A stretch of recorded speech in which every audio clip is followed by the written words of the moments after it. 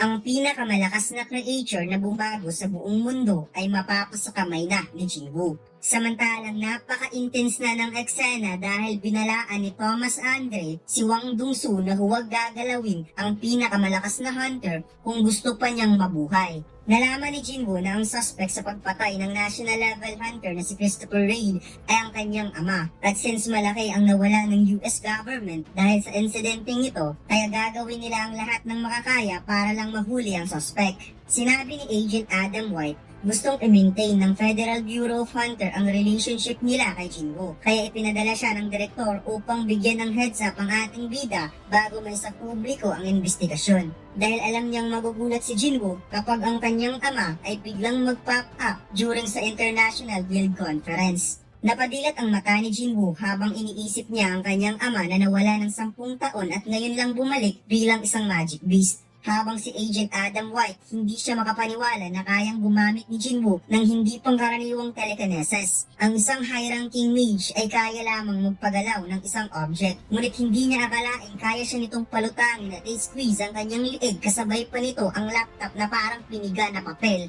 Kaya walang duda, ang taong ito ay ang ika-6 na national level hunter.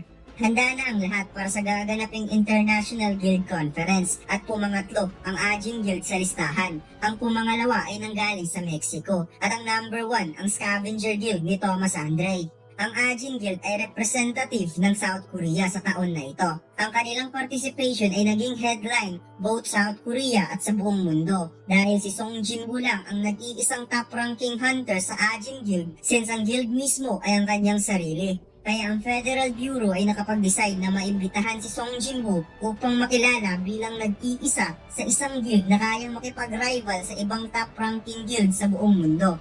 Lumipat ang eksena sa South Korea. Nagkaroon ng press conference ang Hunter Guild. Natanong si Choi Jong-in bilang guild master ng Hunter Guild kung ano ang kanyang thoughts kung bakit na-invite ang Ajin Guild upang magrepresenta sa South Korea for International Guild Conference instead of Hunter Guild. Sinabi ni Choi Jong-in na tama lang ang ginawa ng Federal Bureau na piliin ang Ajin Guild. Sagot ng media, hindi daw niya naiintindihan dahil ang Ajin Guild basically iisang tao lamang. Napangiti si Choi Jong-in at nag-agree nito na isang tao lang ang nasa likod ng Ajin Guild at ito ay si Song Jinwoo. Kung pagbabasihan daw ang isang guild as a group na mayroong maraming members upang magsagawa ng raid when si Song Jinwoo ay mayroong lampas 100 members sa kanyang guild. Bilang isa sa mga nakasaksi sa capabilities ni Jinwoo sa magkaibang pangyayari, lalo na sa Jeju Island Raid, naniniwala siyang ang Ajin Guild ay pipiliin ng mundo upang paikutin ang kanilang pera. Dagdag pa ng Guildmaster masakit man para sa kanya na hindi napili ang Hunter Guild para maging representative ng kanilang bansa, ngunit mas nangingibabaw ang pagka-proud niya kaysa sa ma-disappoint dahil mayroon ng hunter na kayang humarap ng face-to-face sa isang beast monster na hindi nila kayang inhandle. At sa katunayan, kung hindi dahil kay Jinwoo, hindi sila makakabalik ng buhay sa Jeju Island. Kaya proud na proud siya na pinili si Song Jinwoo upang maging representative ng South Korea.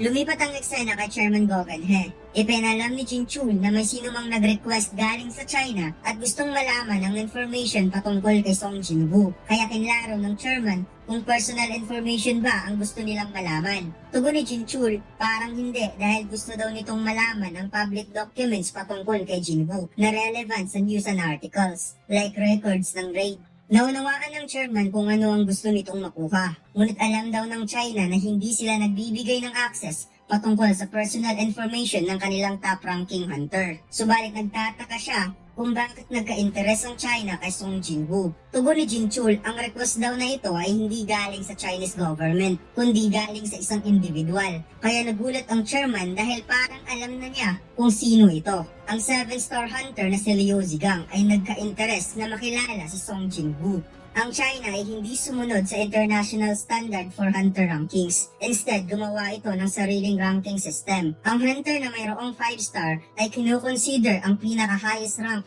ng kanilang bansa. Ngunit si Liu Zigang lang ang 7-star hunter na pantay ng isang national level hunter. Kaya na-realize ng chairman na ang isang malakas na si Liu Zigang ay gusto ring makilala ang isang malakas rin na si Song Jinwoo. Tugon ng chairman kay Jin Chul, i-deny ang request nito at sendan ng isang surface level information.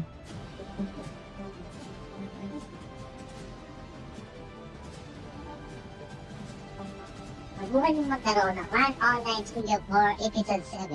Download page ay bakit baba. Maraming salamat, mga lods. Lumipat ang eksena sa building ng Scavenger Guild. Inulat ni Laura kay Thomas Andre na darating na si Song Jinwoo bukas. Kaya napawika si Andre na sobrang bilis lang talaga ng oras. Itinatawag ni Thomas Andre si Wang Dongsu dahil may kailangan siya nitong sabihin at gusto niyang maging straight to the point ang kanyang sasabihin. At pasimple niya itong sinabi sa tainga ni Wang Dongsu, huwag mong gagalawin si Song Jinwoo, Mr. Wang. Alam niya kung ano ang nangyari sa pagitan ng kapatid nito at ni Song Jinwoo at sigurado siyang mayroon na itong suspect kung sino ang pumatay sa kanyang kapatid at curious na malaman kung ano ang tunay na nangyari. Nagsalita si Dongsu subalit kaagad ditong binalaan ni Thomas Andre na hindi siya binigyan ng permission na magsalita na kahit kaunti at itikom na lamang ang bibig nito sa kanyang harapan. Kaya parang takot na daga ang mukha ni Dongsu sa harap ni Thomas Andre. Naisip ni Laura na minsan lang nagbanta si Andre ng isang high-rank hunter dahil alam niya kung ano ang capabilities ni Jinwoo para kay Dongsu. Ngunit alam din niyang mas obsessive si Wang Dongsu in terms of paghahunting ng target kaysa kay Thomas Andre. Muling sinabi ni Thomas Andre na huwag niyang gagalawin si Song Jinwoo at bibigyan niya ito ng vacation leave during sa gaganaping International Guild Conference at nilinaw niya si Dongsu kung tatanggapin ba nito ang kanyang maimtim na kahilingan. Pumayag si Dongsu at umalis kaagad sa kwarto ni Thomas Andre. Tinanong ni Laura kung sa tingin ba ni Andre na susundin ni Dongsu ang kanyang request. Sagot ni Andre, hindi siya naniniwalang ganun lang kasimpleng bibitawan ni Dongsu ang pagkakataon na makapaghiganti at inutusan niya si Laura na bantayan ng maigi si Wang Dongsu hanggat hindi makakalabas si Song Jinwoo sa States. Dumating na si Jinwoo sa US at nagtipon-tipon sa iisang gusali ang mga guildmaster na dumating galing sa ibang bansa. Napansin ng representative ng Germany, ang guildmaster na si Lynette Nerman, na sobrang daming reporters ngayon at palaging napag-uusapan ng South Korean S-rank hunter na dumating din sa araw na ito. At speaking of the devil, nakita nila si Song Jinwoo. Inimukahin ng guildmaster na puntahan ito at i-introduce ang kanilang sarili since wala namang masama kung sasamahan nila ang isang napaka-powerful na hunter. Sinubukan niyang lumapit kay Jinwoo, ngunit bigla siyang napatigil at tumigas ang kanyang buong katawan. Tinanong ng kanyang kasama kung bakit nagbago ang kanyang isip. Sagot ng guildmaster, nakikita mo ba ang nakikita ko? Hindi pa daw nagsusummon si Jinwoo ng Shadow Soldier galing sa ibang dimensyon, ngunit sa moment na ito, dinala ni Jinwoo ang lahat ng Shadow Soldier papuntang US at anytime kaya nitong makipagdigmaan sa US government sa dami ng kanyang Shadow Army. Napansin ni Jinwoo na parang may isang foreigner na nakatitig sa kanya at sinabi ni Jinwoo na syempre laman ng balita ang kanyang brother kaya probably mayroon itong fans na gustong magpa-autograph. At biglang natanong ni Jinwoo kung bakit nga ba pala sumama si Jinchul papuntang US. Sagot ni Jinchul na pag-utusan daw siyang maging bodyguard ni Jinwoo. Kaya parang nag-astang sa kuragi itong si Jinwoo dahil hindi daw niya marinig ang sinabi ni Jinchul. Sagot ni Jinchul, siya daw ang bodyguard ni Jinwoo. Napansin ni Jinwoo na parang may gustong mag-welcome sa kanila at ito pala ay si Agent Adam White. Kaya napatanong si Jinwoo kung may branch ang Federal Bureau for Asian dahil palagi itong nakasunod sa kanya. Tumawa ang agent dahil parang ganun na nga dahil siya ang in charge sa lahat ng bagay patungkol kay Jinwoo.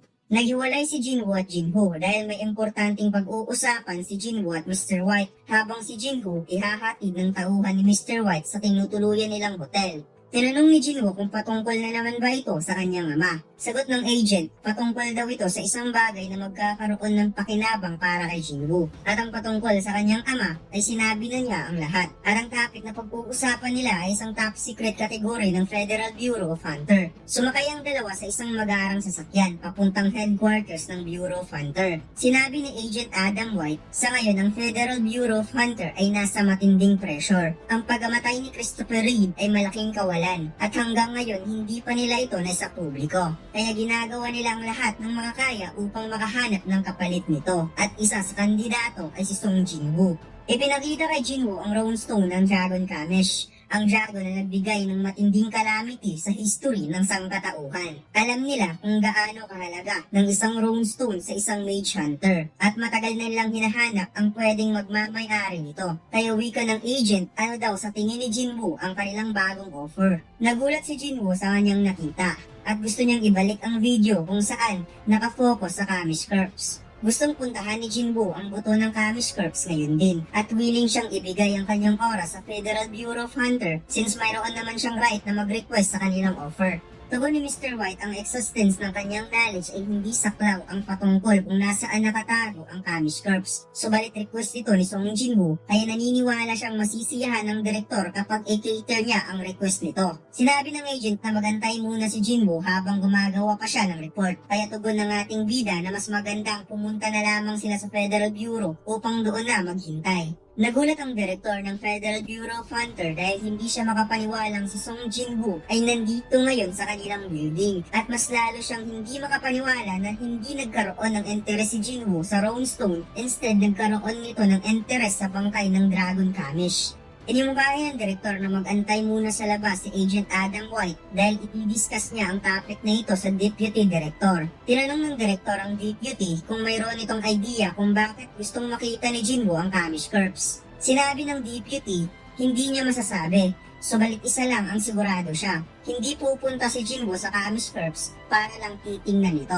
Ang halaga ng skills sa isang hunter ay hindi masusukat. Ang isang high-ranking hunters ay willing bumili ng Roundstone upang magkaroon lamang ng panibagong skills. Ibig sabihin, ang kagustuhan ni Jinwoo na makita ang Kamish Corps ay mas kapaki-pakinabang sa kanya kaya sa bagong skills na mauobtain niya galing sa Roundstone. Nagulat ang deputy nang biglang nag-sink in sa kanyang utak na what if may plano si Jinwoo na gawing summoning creature ang bangkay ng Dragon Kamish. Napatayo ang direktor sa naisip ng deputy dahil hindi pwedeng ang isang individual ay magkaroon ng ganoong klaseng massive na kapangyarihan. Tugon ng deputy kung hindi nila pagbibigyan si Jinwoo, baka hindi nila ma-maintain ang relationship nito sa Federal Bureau of Hunter. Napaisip ng kaunti ang direktor at kaagad naman itong pumayag dahil pagkakataon na rin niyang masaksihan kung ano ang capabilities ng ating bida.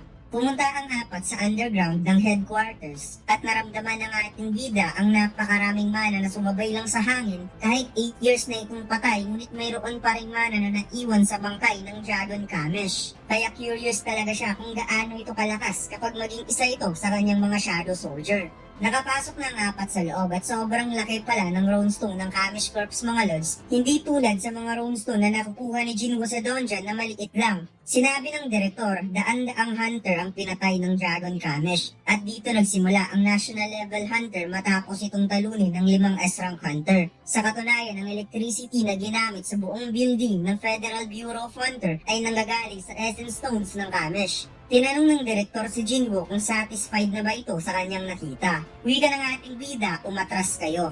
Umatras ang tatlo at tinanong ng deputy ang direktor kung sigurado na ba siya sa desisyon na ito. Sagot ng direktor, okay lang dahil nasa kanya ang permission kaya titingnan niya kung ano ang mangyayari.